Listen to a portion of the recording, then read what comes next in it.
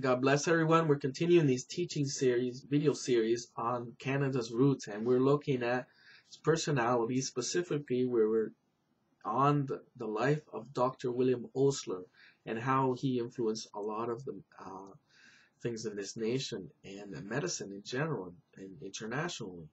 And so we were looking at the discovery of this disease, actually not the discovery.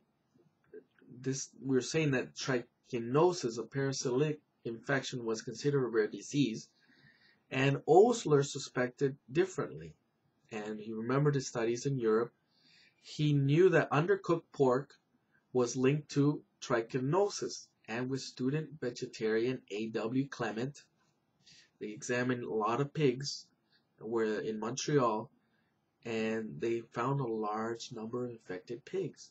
So this led to this research, stricter meat inspection standards, the standards for public health, the importance of cooking properly, especially pork. Interesting enough that pork is one of the things in the Old Testament God says is unclean. So even the knowledge of God, certain animals. And so this led to a stricter system of inspection. Very important. And he wanted to study diseases more closely. And so he volunteered to take charge of the smallpox ward at McGill Hospital in Montreal. And the first thing he started changing is the appearance of the place. Very interesting. He said he ordered the gloomy wards repainted. He introduced flowers to bring some cheer to the surroundings. So we see a lot of the hospitals now, different colors, and so flowers around. And it says here, he administered medicine with a healthy dose of optimism. And it says that patients responded in more numbers because that's a principle of God from the Bible. You know what? Treat people good. Love one another. And share that love of God. Share that joy. Be a light. Be a salt. And it's contagious. They'll see it.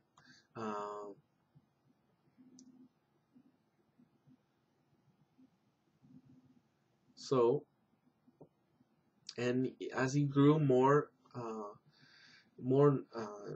his reputation expanded and people began to know him more. The University of Pennsylvania offered him a job as a professor. He was introduced to one of the greatest innovations of modern medicine there, because at that point, medical students, learned from books. And he introduced the method of bedside teaching, which was putting not just the theory textbook, but the practicality, so the students could see actual operations or on the bed. And when somebody is training, like you can see what they're doing. So mixing the theory with the practice. That's today is common practice, but back then it wasn't. So you see innovation, Holy Spirit talking to him, and giving them that knowledge, that wisdom. And so, let's see. And Johns Hopkins School of Medicine was established. He became the first chief of internal medicine. And for all his accomplishments, he was knighted Sir Dr. William Osler as the world's best doctor at the time. And wow, that's pretty powerful. If you humble yourself, and during this time, he kept a servant heart, and he kept doing what God gave him, the gift to help people, treat them with medicine. And he said when he was almost dying, he said that he kept on his strong Christian faith. He was saying he was implying death to finally reaching the harbor after a splendid voyage. And he said he lived the life described in James 3:13. Who is wise and understanding among you? Let him show it by his good life, by deeds done in the humility that comes from wisdom. So We see a great person, a great man of God, and he was influenced by the Bible and the God of the Bible. And so it's powerful. And John Graves Simcoe, which was a lieutenant governor, he founded York. Now, it doesn't go in depth in terms of his religious inclinings there in the history there. It doesn't say a lot of that. But what's interesting is that he was very influential in terms of banning the slavery in Canada, way before any other country did it in the Commonwealth of countries of England and the U.S. So it's the first place in the whole Western society to ban the slavery, and he wanted to abolish slavery. He said it was actually in 1810. In 1810 there was no slaves in Canada, and really England only abolished slavery until 1834.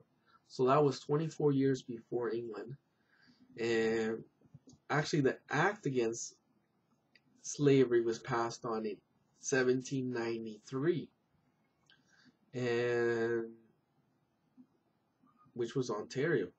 And he said actually that he described slavery as an offense against Christianity. And there was about 300 slaves at the time. So we can see why the name True North Free. And then after, we know all the people that, the slaves that came to Canada and the land of freedom. And it still becomes that land of freedom. You get immigrants and refugees and people that are in need. So now we have another man that's very important, Sir Sandford Fleming, who lived from 1827 to 1915. He was the inventor of the Standard Time, and he was a railway engineer. So next time you look at your watch and you look at a clock, you can remember this man, Sir Sandford Fleming. And the next time you look at a train, actually, too, or the Via, or across Canada, you can remember about him. So he actually made the time standard, helped organize a time system, because at the time there was at least 144 different time zones in North America. And can you imagine, every city had a different time, and there was a lot of accidents in the train system because not every city was the same time, different times, so there was not coordinated. So that's one of his goals that he wanted. There wasn't a standard Greenwich time,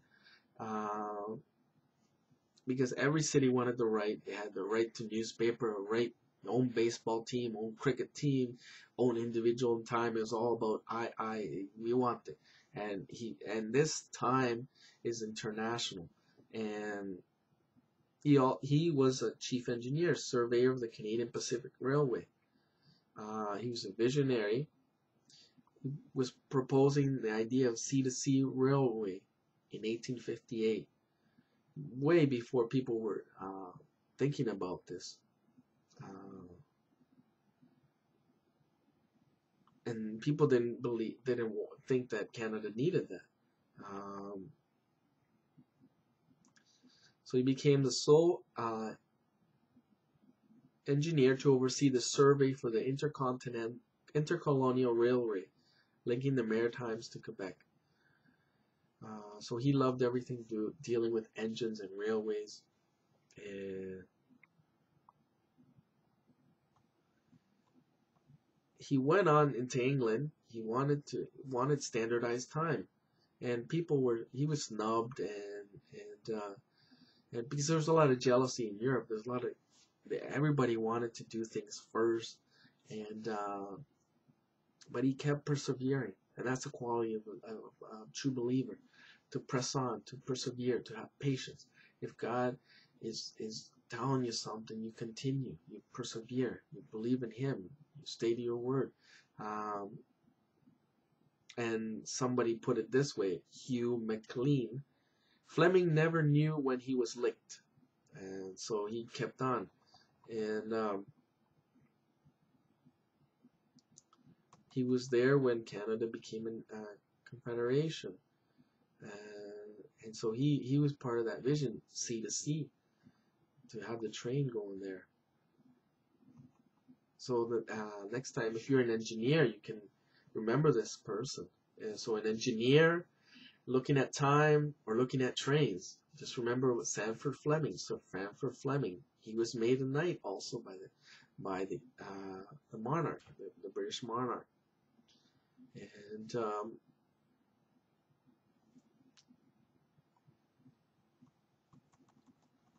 we'll continue the next video.